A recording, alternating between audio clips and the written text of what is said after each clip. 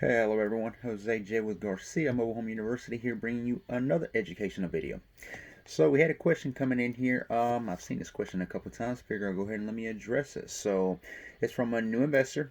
What should I look for in a mobile home park before investing or even talking to park managers? So that's a very good question actually, because you can waste your time trying to do a lot of kind of due diligence, a lot of studying, and not even realizing this may be a park that you can't even invest in anyway. So keep that in mind. There are, and this is more so towards the kind of mom and pop, smaller kind of parks. They tend to own all the homes. So in parks like that, you're really not going to be welcome in a sense. Smaller park, they kind of handle all the above, so there's no room for you.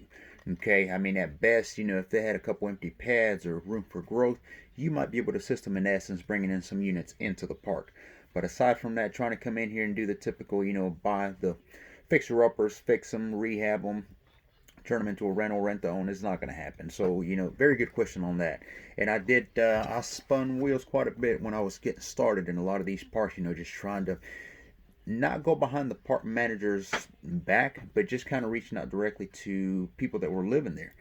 So it was a lot of time consumption. That's all it was. So, yeah, find out, make sure that these parks actually don't all the homes for one. That's one thing I would pay attention to. And you can talk to residents. You can drive around the park and just ask, do any of y'all own y'all's homes here? If the park sells them, that sort of thing. Find out that they are selling and buying. If they are homeowners into the park, it is likely that there may already be investors investing in the park. So that's a good way to look into that. But definitely, yeah, definitely, and don't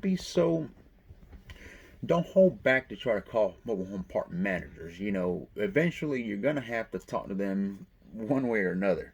And at the end of the day, I've said this before, a park manager can make or break you. So, don't try to go around them and trying to figure this or that. I would just pick up the phone. If there's a number aboard, when you're driving to the park, which it should be.